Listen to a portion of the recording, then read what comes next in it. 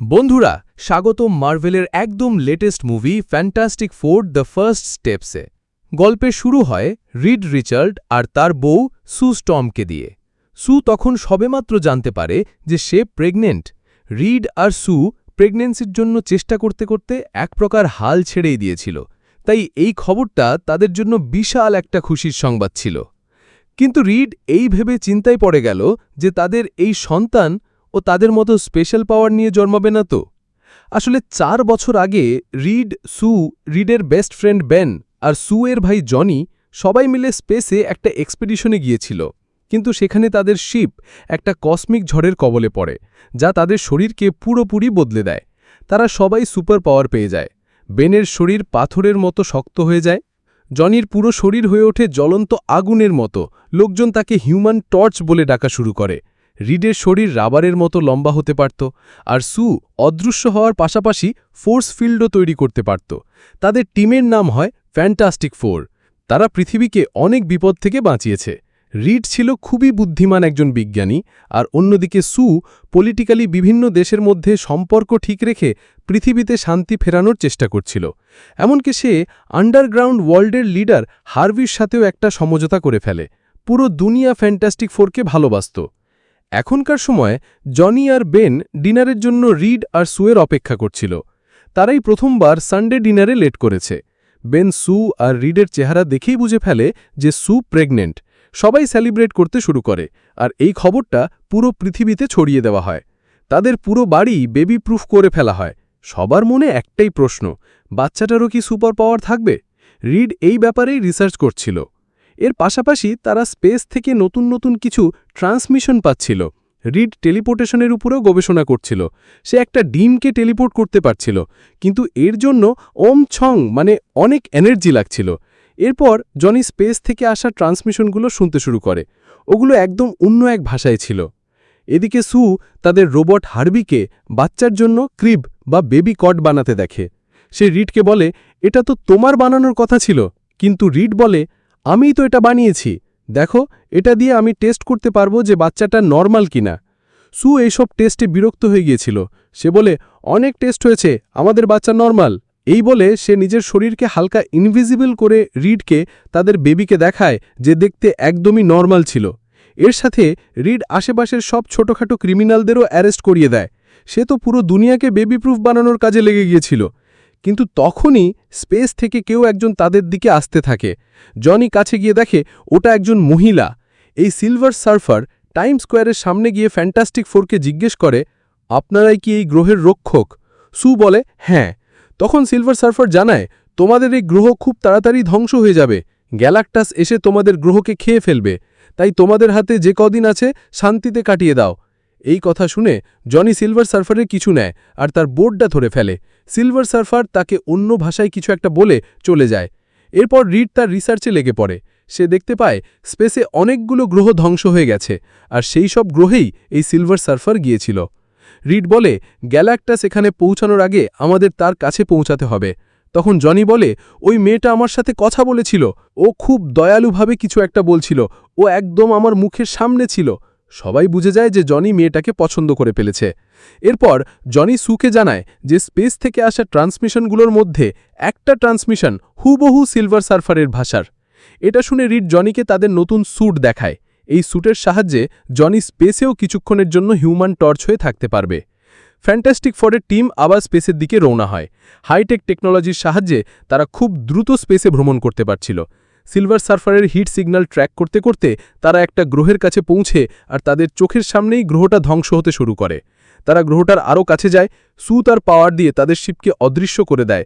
তাদের চোখের সামনেই পুরো গ্রহটা ধ্বংস হয়ে যায়, কিন্তু গ্যালাক্টাস তাদের দেখে ফেলে। তাদের শিপ গ্যালাক্টাসের শিপের দিকে এগোতে থাকে। সিলভার সার্ফার তাদের শিপের ভেতরে এসে বলে, গ্যালাক্টাস তোমাদের সবার সাথে দেখা করতে চান, তোমাদের এখানে আসা উচিত হয়নি। ফ্যান্টাস্টিক ফোর সিলভার সার্ফারের পিছু পিছু গ্যালাক্টাসের দিকে এগোয়। জনি সিলভার সার্ফারকে জিজ্ঞেস করে, তুমি সেদিন আমাকে কি বলেছিলে? সিলভার সার্ফার জানায়, ওটা একটা আশীর্বাদ ছিল, মানে নিজের আপনজনদের সাথে মরো। এরপর তারা সবাই গ্যালাক্টাসের সামনে পৌঁছায়। গ্যালাক্টাস ছিল বিশাল একটা কসমিক এন্টিটি, যাকে নিজের খিদে মেটানোর জন্য গ্রহ খেতে হতো। ফ্যান্টাস্টিক ফোর তাকে দেখে অবাক হয়ে তাকিয়ে থাকে। গ্যালাক্টাস তাদের জিজ্ঞেস করে, তোমরা এত দূর এসেছ আমার কাছে ভিক্ষে চাইতে? রিড বলে, আমরা কথা বলতে এসেছি। জবাবে গ্যালাক্টাস বলে, আমি তোমাদের পৃথিবীকে ছেড়ে দেব, কিন্তু তার বদলে আমার তোমাদের সন্তানকে চাই। সে অনেক শক্তিশালী একজন সত্তা, যে আমার জায়গা নিয়ে আমাকে মুক্তি দেবে। রিড বলতে শুরু করে, না, ও নরমাল। কিন্তু গ্যালাক্টাস তার পাওয়ার ব্যবহার করে আর সু যন্ত্রণায় কাতরাতে শুরু করে। তার বাচ্চা জন্মানোর সময় হয়ে এসেছিল। এটা দেখে জনি গ্যালাক্টাসের উপর হামলা করে দেয়। তারা সবাই পালানোর চেষ্টা করতে থাকে। জনি বেশিক্ষণ স্পেসে হিউম্যান টর্চ হয়ে থাকতে পারছিল না। সু তার পাওয়ার ব্যবহার করে সিলভার সার্ফারকে দূরে ছুড়ে মারে। কোনো মতে তারা নিজেদের শিপে পৌঁছায়, কিন্তু সিলভার সার্ফার তাদের পিছু ছাড়ছিল না। সে একবার তো সুয়ের বাচ্চার কাছেই পৌঁছে গিয়েছিল, কিন্তু তারা পালিয়ে যায়। সু জনিকে বলে, ওকে মেরে ফেলো, ও তোমার ভাগ্নের পেছনে পড়েছে। জনি সিলভার সার্ফারের দিকে বিম ছুড়ে মারে, কিন্তু সে বেঁচে যাচ্ছিল। রিড স্পেসশিপে একটা ব্ল্যাক হোলের কোঅর্ডিনেট সেট করে। তারা একটা ব্ল্যাক হোলের কাছে পৌঁছায়। রিড বলে, আমাদের ব্ল্যাক হোলের আরও কাছে যেতে হবে, যাতে ও তার পিছু নেয়। এটা খুবই রিস্কি একটা কাজ ছিল।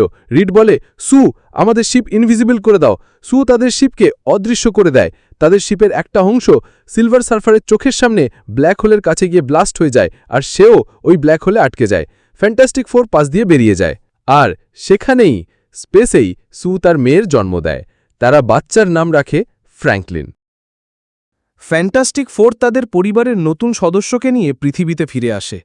পৃথিবীর সবাই খুব খুশি ছিল। মিডিয়ার লোকেরা রিডকে জিজ্ঞেস করে, আপনারা গ্যালাক্টাসকে কিভাবে হারালেন?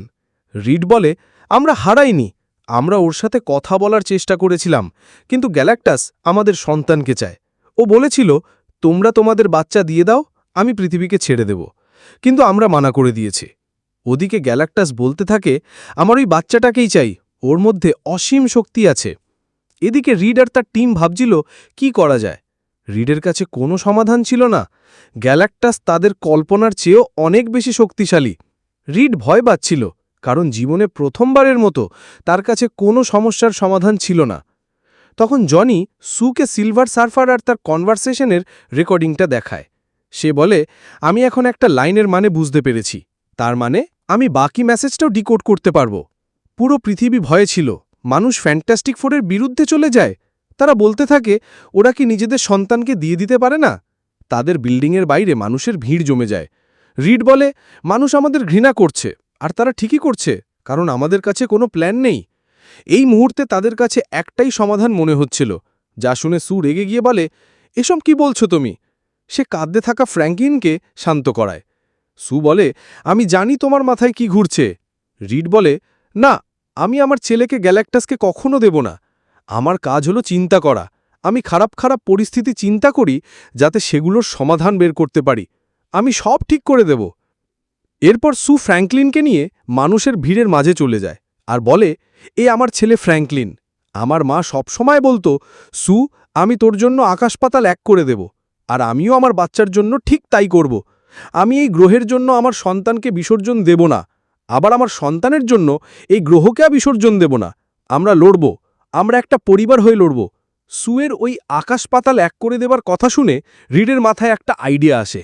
সে বলে, আমরা আমাদের পৃথিবীকে এমন এক জায়গায় মুভ করে নিয়ে যাব, যেখানে গ্যালাক্টাস পৌঁছাতে পারবে না। রিড এখানে সেই ডিমের মতো পুরো পৃথিবীকে মুভ করার কথা বলছিল।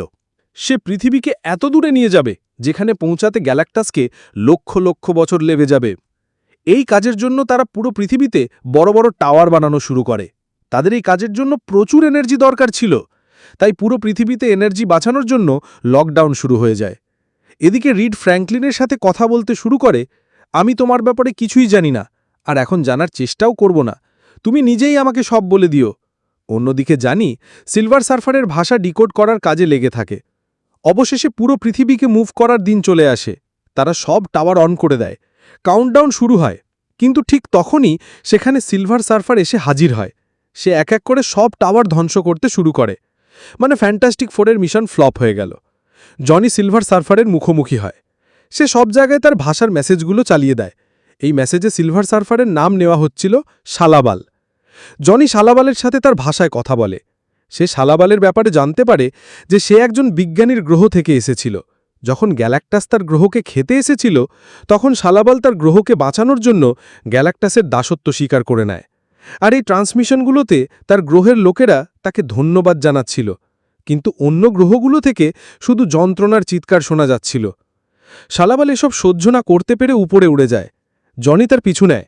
সে বলে, এটা আমার গ্রহ, আর আমিও তোমার মতোই এটাকে বাঁচাবো। ফ্র্যাঙ্কলিনের জায়গায় আমাকে নিয়ে যাও। শালাবাল বলে, এটা সম্ভব না, তুমি বাচ্চাটাকে নিয়ে এখান থেকে পালিয়ে যাও। এখন তারা আর পৃথিবীকে সরাতে পারছিল না। তখন রিডের মাথায় আরেকটা আইডিয়া আসে। সে বলে, আমাদের গ্যালাক্টাসকে এখানেই আনতে হবে। আমরা ওকে এখানে টাইম স্কোয়ারে এনে এমন এক জায়গায় টেলিপোর্ট করে দেব যেখান থেকে ও আর কখনো ফিরতে পারবে না। এই কাজের জন্য তাদের গ্যালাক্টাসকে 37 সেকেন্ডের জন্য টাওয়ারগুলোর মাঝে আটকে রাখতে হবে। বেন জিজ্ঞেস করে, আমরা ওকে এখানে আনব কি করে? সু বুঝে যায় যে রিড ফ্র্যাঙ্কলিনকে টোপ হিসেবে ব্যবহার করার কথা ভাবছে। এটা শুনে সবাই বলতে থাকে, এটা একটা ফালতু প্ল্যান। রিড বলে, এটাই একমাত্র প্ল্যান। এরপর তারা এই প্ল্যানের প্রস্তুতি নিতে শুরু করে। তাদের পুরো এলাকা খালি করতে হবে। এই কাজের জন্য সু আন্ডারগ্রাউন্ড ওয়ার্ল্ডের লিডার হার্ভিকে রাজি করে, যাকে মোল ম্যানও বলা হতো। সু তাকে বোঝায় যে পুরো পৃথিবী বিপদে আছে, তাই কিছু সময়ের জন্য সারফেসের মানুষদের আন্ডারগ্রাউন্ডে জায়গা দিতে হবে। সবাই ধীরে ধীরে নিচে যেতে শুরু করে। গ্যালাক্টাস পৃথিবীর কাছাকাছি চলে আসে। রিড আর সু ফ্র্যাঙ্কলিনকে টাইম স্কোয়ারের মাঝে রেখে আসে। গ্যালাক্টাস তার শিপ থেকে নেমে নিউ ইয়র্কে পৌঁছায়। সেখানকার মাটির গন্ধ পর্যন্ত নেয়। স্ক্যান করে সে ফ্র্যাঙ্কলিনকে খুঁজে পায়। গ্যালাক্টাস নিউ ইয়র্কের রাস্তা দিয়ে টাইম স্কোয়ারে পৌঁছায়, কিন্তু ঠিক তখনই জনি তার চোখে হামলা করে। সে ফ্র্যাঙ্কলিনকে তাদের বাড়িতে রেখে আসে। রিড টেলিপোর্টেশন অন করার জন্য প্রস্তুত ছিল, কিন্তু গ্যালাক্টাস টাওয়ারগুলোর মাঝে পা রাখল না। সে পিছিয়ে গেল। সে ফ্যান্টাস্টিক ফোরের বিল্ডিংয়ের ভেতরে ফ্র্যাঙ্কলিনকে দেখতে ফেলে আর সেদিকে এগোতে থাকে। ফ্যান্টাস্টিক ফোর একসাথে মিলে গ্যালাক্টাসকে আটকানোর চেষ্টা করে, কিন্তু তাদের সব আক্রমণ ব্যর্থ হয়। গ্যালাক্টাস বেনকে স্পেসে ছুড়ে ফেলে দেয়। জনি তাকে বাঁচাতে গেলে গ্যালাক্টাস সুয়ের কারকেও ধাক্কা মেরে ফেলে দেয়। রিড যখন গ্যালাক্টাসকে আক্রমণ করতে যায়, গ্যালাক্টাস তাকে পোকার মতো ধরে লম্বা করতে শুরু করে। তার জামাকাপড় ছিঁড়ে যেতে থাকে। সে ভয়ে চিৎকার করছিল। ঠিক তখনই জনি আর বেন এসে রিডকে বাঁচায়। গ্যালাক্টাসে গিয়ে ফ্র্যাঙ্কলিনকে তুলে নেয়। সু তার ছেলেকে গ্যালাক্টাসের কাছে দেখে নিজের সমস্ত শক্তিতে তাকে আটকানোর চেষ্টা করে। নিজের বাচ্চাকে বাঁচানোর জন্য সু তার শক্তির লিমিটও পার করে ফেলছিল। সে গ্যালাক্টাসকে ঠেলে টাইম স্কোয়ারের মাঝে নিয়ে আসে। রিড সুকে থামতে বলছিল, কিন্তু সু বলে, আমার বাচ্চাকে বাঁচাও। সে তার ছেলের সামনে আর কিছুই দেখতে পাচ্ছিল না। বেন একটা বিল্ডিং ভেঙে গ্যালাক্টাসের ব্যালেন্স নষ্ট করে দেয়। জনি মেশিন অন করে। রিড ফ্র্যাঙ্কলিনকে বাঁচায়।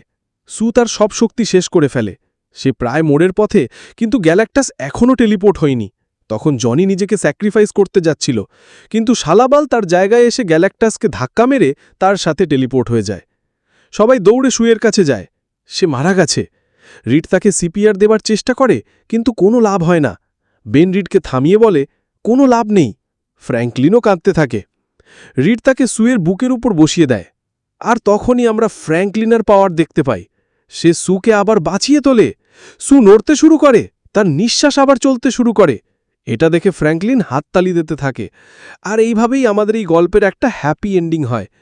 কিন্তু দোস্তরা, এই গল্পের একটা মিড ক্রেডিট সিন ছিল, যেখানে 4 বছর পর যখন সু ফ্র্যাঙ্কলিনকে বই পড়ে শোনাচ্ছিল, তখন সেখানে ডক্টর ডুম এসে হাজির হয়। আর আমাদের গল্প এখানেই শেষ হয়। আপনাদের এই এক্সপ্লেনেশন কেমন লাগলো আমাদের কমেন্ট করে অবশ্যই জানাবেন। সাথে ভিডিওটাকে লাইক আর চ্যানেলটাকে সাবস্ক্রাইব করতে ভুলবেন না কিন্তু।